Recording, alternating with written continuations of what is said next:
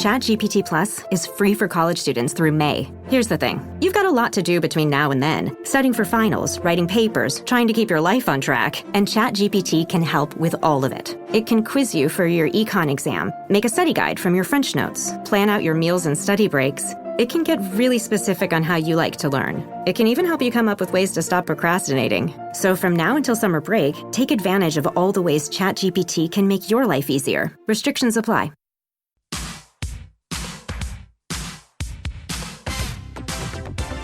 This is The Other Side of Midnight. I'm Frank Morano. We have explored a lot of mysteries on this show and a lot of conspiracy theories. But recently, I spent some time exploring a mystery that people said was a conspiracy theory. What's that? The idea that American POWs were left behind in the Vietnam War and may still be there today. There's some evidence to suggest this is true. But did you hear this come up once during the recent presidential campaign? I didn't, not from any of the Democrats running or any of the Republicans running. I didn't hear anybody mention this. So why has the political sphere totally forgotten this? Even though the POW MIA flag that flies above a lot of stadiums and ballparks and parks is all about this. It came about as a result to remind people not to forget about POWs left behind. Well, the Defense Intelligence Agency, other government entities say, no, there are no credible reports of American POWs still in Vietnam, Laos, or Cambodia. Why do some people feel differently? One person who has been making this an issue for over half a century is Hrdlicka. She is the wife of Colonel David Hrdlicka, who was captured in Laos during the Vietnam War. She's also the author of the book Finding David, an American wife betrayed by her government. Carol, it's great to talk with you again. Thanks for joining me on the radio. Well, thank you for having me, Frank.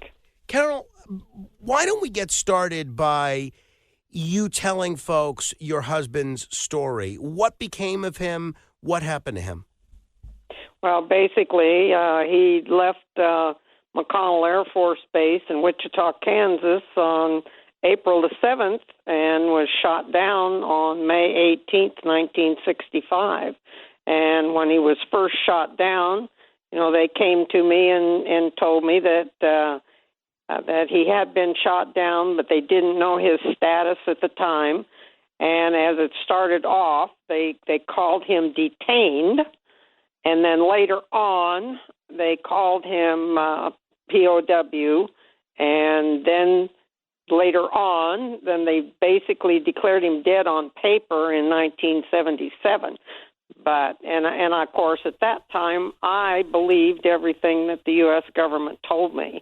And it wasn't until later, like 1990, when I got a report that stated that there was somebody, General Chang, suspected of holding Hrdlicka and friends.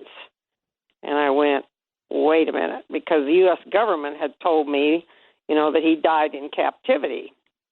And so that tweaked me, and so I started questioning. And as I started questioning the government, the answers weren't quite, well, they lied to me. Mm-hmm. And once I found out they lied to me, then I was really mad. And so I started, getting involved in the issue. And, of course, I thought that the U.S. government was truthful, would never tell me a lie. But when I started getting these reports that David was alive in 1989, and they hadn't told me that. They didn't give me the reports. And that is where it all started. So as it stands now, there's no doubt in your mind that you believe that there were American POWs left behind living in Vietnam, Laos, and as part of that conflict after the war. Absolutely, because it wasn't just that. Then I started, doing my own investigation and collecting documents. And as I started collecting documents, document after document said that they were tracking POWs.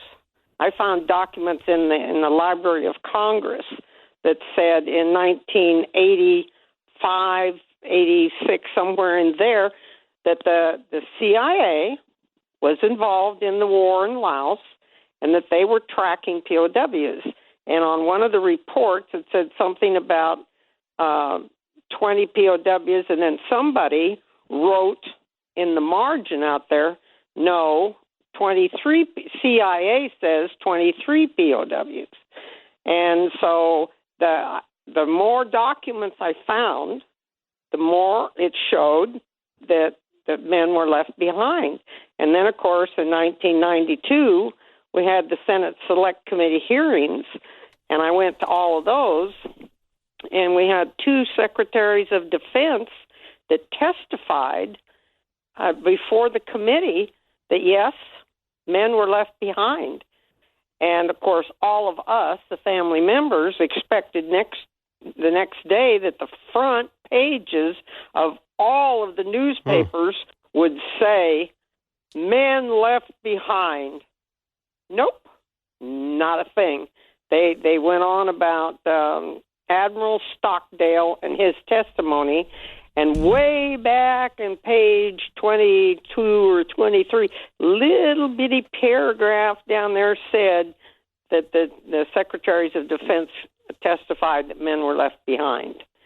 And so that, of course, just stirred more. So then, of course, the families did more investigation, and the more investigation we did, the more documents we found that supported that. And right now, there's a lawsuit against the CIA. Still, after all these years, they haven't released the POW documents. If people are if there's nothing to hide, why don't they release the documents? I mean, that stands to reason, and I'd love to hear your theory on that. As it stands now, do you believe that your husband and other American POWs are likely alive right now? Well, I would say that my husband probably is not, because he would be 93 years old. Uh-huh.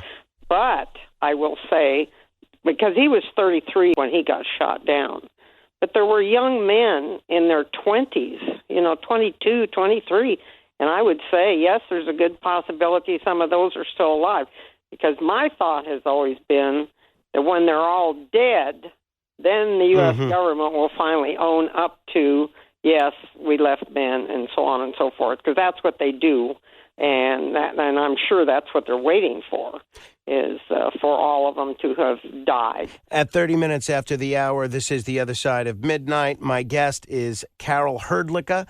Her book is Finding David, An American Wife Betrayed by Her Government, and you could also check out her website where you could see that 1992 Senate Select Committee hearing and a lot of other interesting evidence at POWHrdlicka.com. That's HRDLICKA.com.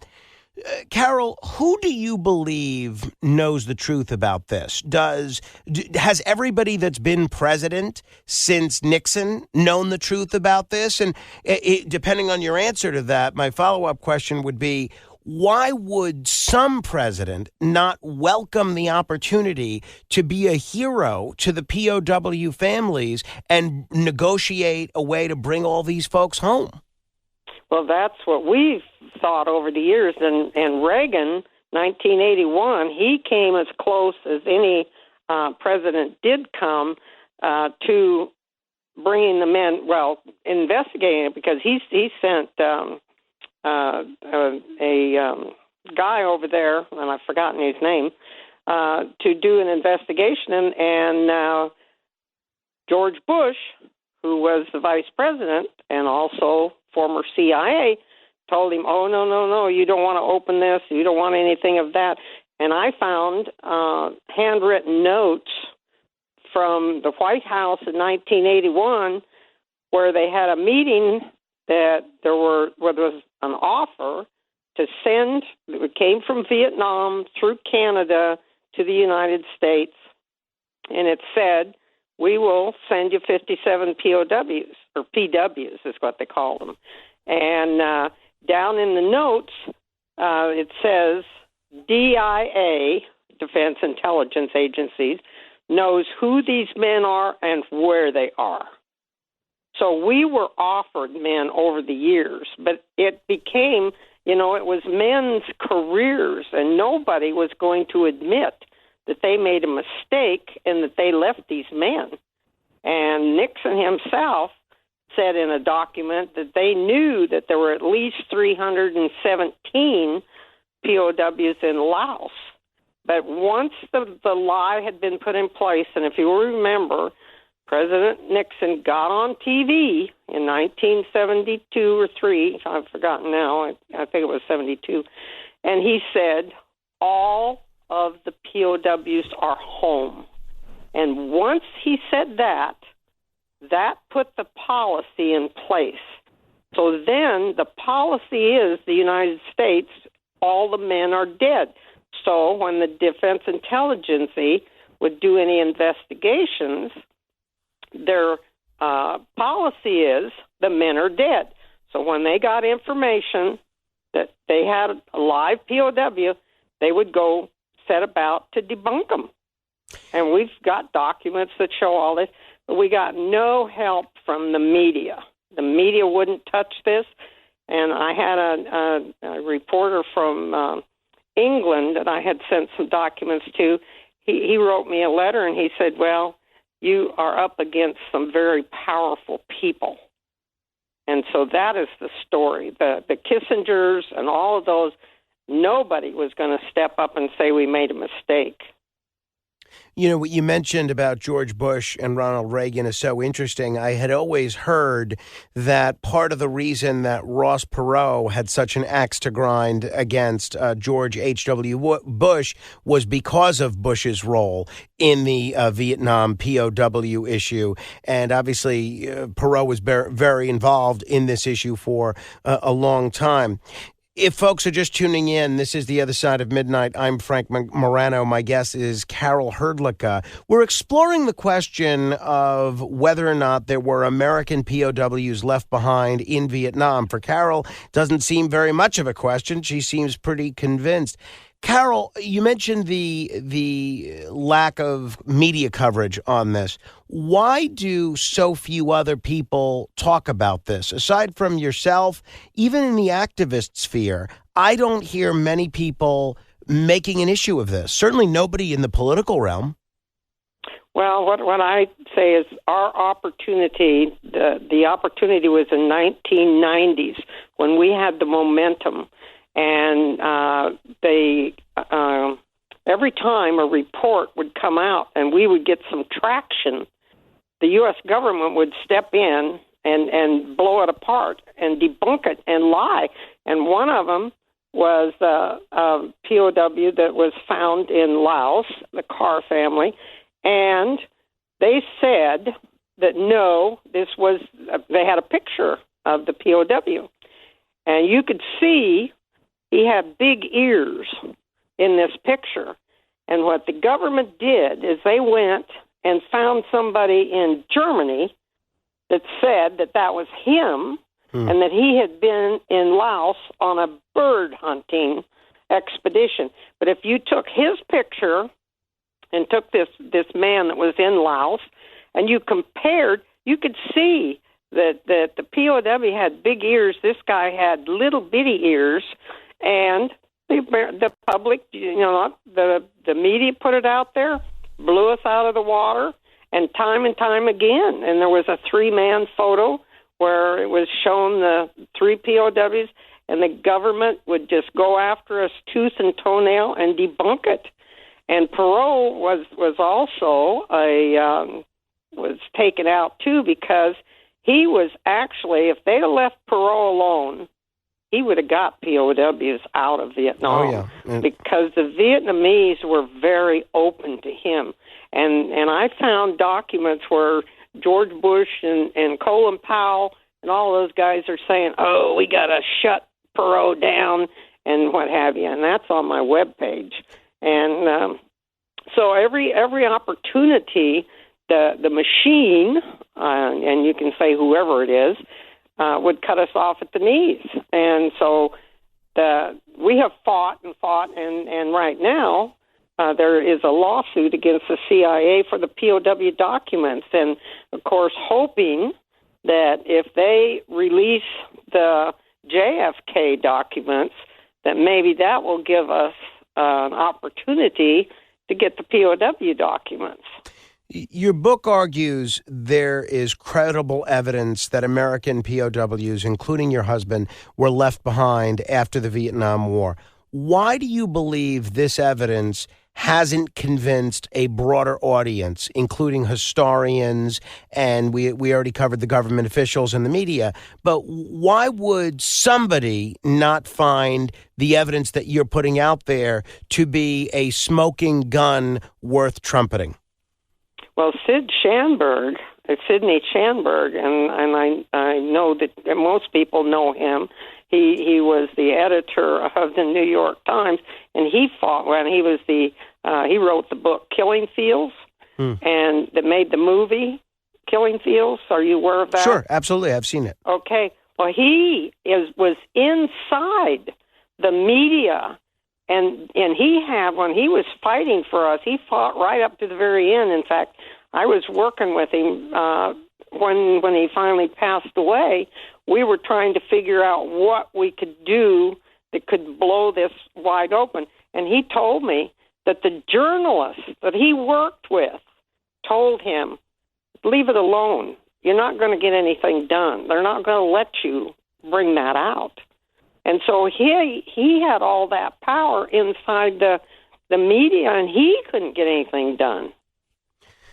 That is really, really interesting. So you cite live sightings, you cite intelligence reports, and you cite satellite imagery as proof. Could you clarify which pieces of evidence you find the most compelling, and why haven't they resulted in renewed efforts on the part of the people seeing this evidence to find your husband? Well, the Cyrex, the name Cyrex was found on the satellite image. Well, the best one to talk to would be the former Senator Smith, Robert Smith. Mm-hmm. He actually took one of the family members and went over to the Defense Intelligence Agency and looked at the satellite imagery, and the analyst that was in the room denied that the letters that were on the paper were on the paper. And Senator Smith said to him, he says, "Are you telling me that you can't see those numbers on that paper or whatever, the satellite imagery?" And the guy says, no, he couldn't see it. And everybody in the room was fuming. So, I mean, even when you hit them in the face with the evidence, they still deny it. And it was so frustrating. And what they basically did with the family members is they tried to paint us as a bunch of emotional, distraught family members that couldn't accept reality. And so that's when I decided I wasn't going to just try to talk to them. I was going to have a document in my hand and ask them to explain that to me. And they couldn't explain to me when their own reports say that so many POWs are here, so many POWs are there. And time again, the Defense Intelligence Agency would say, we know who they are and where they are. And then I found documents in the Library of Congress that showed the CIA was tracking them. That's not me saying that. That's their documents saying that. But the U.S. government, they debunk everything and there's like I said, the media wouldn't help us. I mean, I expected them to put it on the front page of the paper that men were left behind, and it didn't happen. Critics might argue that relying on live sighting reports, which could be unverified, or even anecdotal accounts like the one you mentioned with Bob Smith, might weaken your case. How do you address the skeptics in our audience that say this is not concrete, this is stuff that's unconfirmed and subject to a lot of misinterpretation? Well, see, that's the thing, is their own documents say that. And in a hearing in 1985, they asked General Ty, who was the head of the Defense Intelligence Agency at the time. He was testifying before a committee, and they said to him, why do you think there are still POWs over there? He said, because of the amount of live sighting reports that come across my desk daily. Well, now that's a guy that was the head of the Defense Intelligence Agency. That's not what I say or anybody else. And he was shot down. I mean, John McCain, he wanted him called back up on duty back in the military so he wouldn't be able to put that information out anymore. I mean, we had Kerry and McCain both. They were in there to shut the POW issue down, and that's what they did with the Senate Select Committee hearings. Is they basically at the end of it said, yeah, there might have been some men left behind, but they're all dead now. You know, and that's just that moment when you realize your skincare is actually working. That's Rodan & Fields, the #1 female dermatologist-founded skincare brand in the U.S. Designed by 2 dermatologists who don't just know women's skin, they know how to formulate for it. Rodan & Fields, love what you see. Tap the banner or visit rodanandfields.com/Spotify to get your exclusive welcome offer. Impact confirmed. The Slayer has been activated. Demonic threat level increasing. Hold the line! All the power of hell cowering before one man. id Software presents Doom, The Dark Ages. Available now on Xbox Series X and S, PlayStation 5, and PC. Rated M for mature. This episode is brought to you by Principles. Are there limits to the U.S. government's debt growth? What will happen if the debts are not curtailed? What should policymakers or investors do? Those are urgent questions that legendary investor and New York Times bestselling author Ray Dalio addresses in his new book, How Countries Go Broke: The Big Cycle. The book comes out in June and is available for pre-order today, wherever books are sold. Lights, camera, innovation. Walt Disney Studios chose advanced 5G solutions from T-Mobile for Business to transform the movie-making process. Together, we kept a remote production hub in Hawaii and sync with a team in California to bring Lilo and Stitch to theaters this summer. This is picture-perfect collaboration. This is Walt Disney Studios with T-Mobile for Business. Take your business further at T-Mobile.com/now. In listening to you, and I can absolutely see everything that you're occurring. But why would someone like a Donald Trump, for instance, why would he care to cover for the lies of a Richard Nixon or a George Bush? He has shown no loyalty to the institutions that produced a lot of these previous presidents. Why wouldn't a guy like Trump say, I don't care what the country has said previously, I'm going to tell people the truth, and I'm going to do whatever it takes to get these American POWs home? I think he'd be a rock star, not only with his base, but with the country as a whole. What stops a guy like Trump from doing that? Well, there wouldn't be anything to stop him. We tried to get to Trump many times and get him because if you remember, well, maybe you won't remember, but during Obama's administration, I had a contact that was actually in touch with his chief of staff, and I gave them documents and wanted a meeting. Well, I did have a meeting in the Clinton White House, but I wanted a meeting with President Obama, and I was hoping that those documents would open the door for me, but it never happened. But Obama was the first president that ever went to Laos. And he made a trip to Laos at the end of his presidency. And so what I was hoping is now that he opened the door, that we could get to President Trump, and Trump, like you said, had no dog in the fight, and that he would step up to the plate and go over there and blow this thing wide open. Didn't happen, you know. So, I mean, we have tried so many things, and you'll get people interested, and then I don't know where along the way somebody steps up and says, "You don't want to touch that." I think it has to do with the CIA. No, I mean, your guess is much more educated than mine, and I think most of the people listening.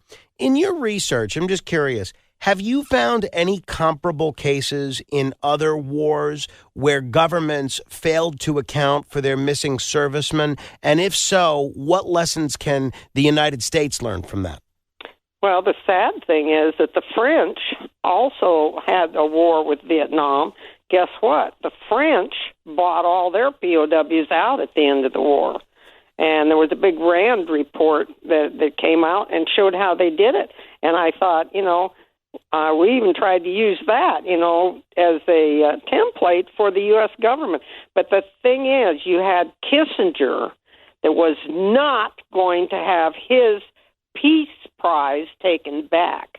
So you're talking about somebody that's really powerful, and he's going to keep the lid on this because that wouldn't look very good, because he said that all the POWs were home.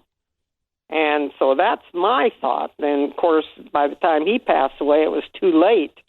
We don't have the momentum, and you have to go when the doors open and the momentum's going. You have to use it. Well, we don't have any momentum anymore. What specific steps do you believe the government should take now to investigate your husband's case and the other POW MIA cases?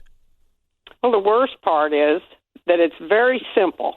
The Laotian government had a prison system, and David was in that prison system.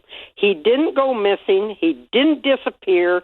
They know where he is. But that's not what the U.S. government does. They go over there. They don't talk to the officials. They don't ask the officials.